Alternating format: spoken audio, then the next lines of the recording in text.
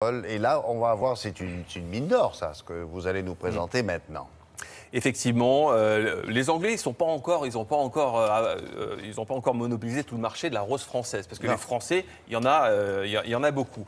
Mais petit à petit, c'est vrai que cette rose anglaise qui est ici, qui est magnifique, on dirait une pivoine presque. C'est une rose assez délicate qui ressemble à nos roses anciennes de jardin, et en plus, elle est très parfumée. C'est une rose souvent très parfumée. Celle-ci, elle a un parfum. Elle est anglaise, celle-là ? Elle est anglaise. Un parfum rose bourbon, celle-ci, très puissant, magnifique. Et en plus, le rosier anglais résiste très bien en général aux maladies. Et ça, c'est un petit plus en ce moment avec le temps qui n'est pas toujours. Qu'est-ce qu'on fait là quand on se prend des tonnes d'eau sur des fleurs dans les jardins là ? Eh bien, on va couper certaines fleurs qui sont vraiment trop gorgées d'eau. On peut les mettre chez nous dans un vase parce que sur un rosier, elles peuvent casser la tige ou alors elles peuvent être tout simplement un tremplin pour des maladies qui vont arriver prochainement. On la coupe. On coupe où ?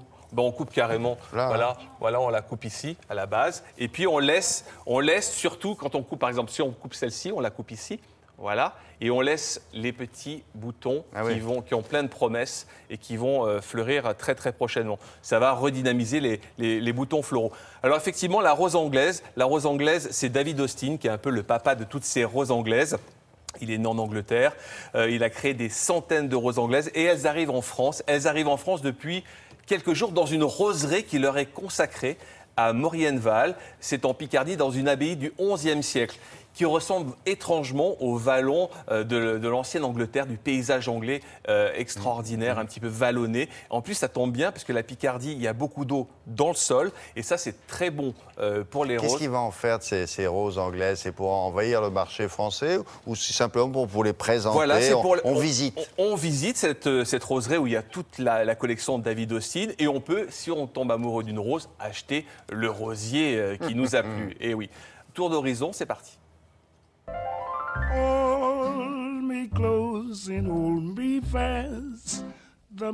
La rose, symbole de l'amour, a toujours l'attention préférée des Français. L'anglaise So Chic est aussi courtisée. Ça tombe bien, on va la caresser en Picardie, à l'abbaye de Maurienval.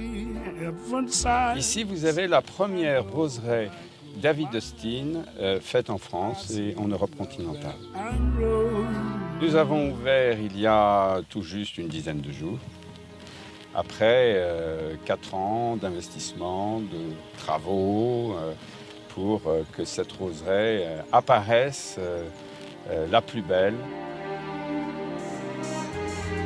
Il y a ici 154 variétés, 400 massifs et 14 bêtes d'une quarantaine de mètres de long. 1700 rosiers sont là.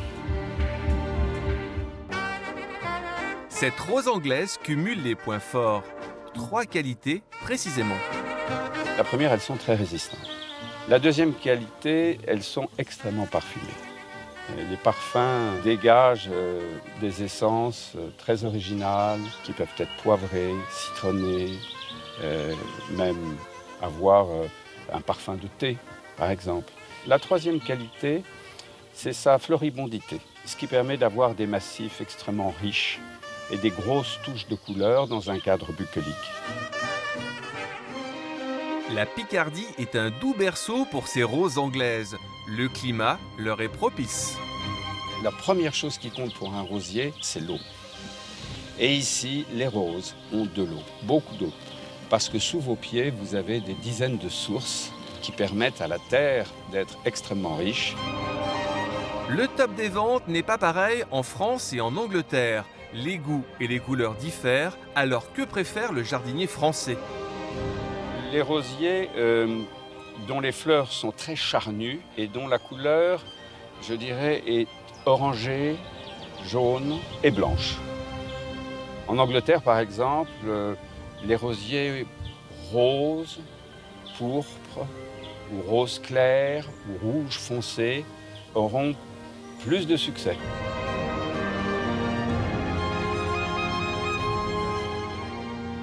Alors ça sent vraiment la rose, pas de problème.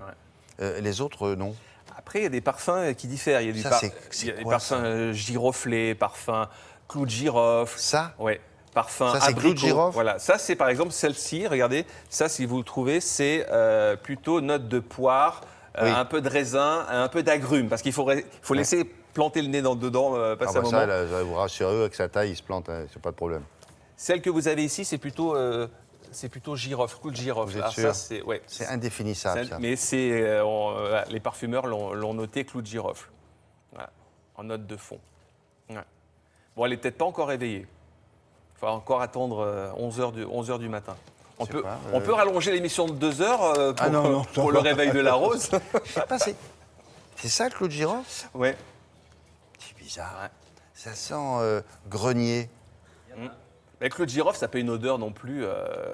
Voilà. Mais ça, ce ne sont que ces roses anglaises-là qui sentent ça? Il faut aller là-bas pour les trouver? Non, il y a aussi des roses françaises qui sont notées clou de girofle, rose bourbon. Et là c'est quoi? Ça, c'est myrrhe. Qui? Un parfum myrrhe un petit peu capiteux. Ouais. Et là, alors, elle dort. Elle dort. Ah oui, il y en a, voilà. Bon, très bien. 4 variétés. Voilà. Et ça, qu'est-ce que c'est? C'est beau? Ça, c'est un petit sécateur. Bah non, c'est pas un petit sécateur. Il est beau. Sympa. Oui, il a vécu, hein. Il est un peu rouillé et tout. Beau, mais hein? voilà. Il a vécu. Il a taillé de la rose. Ah, monsieur. Et pas que. Et merci beaucoup. Allez, c'est comme ça.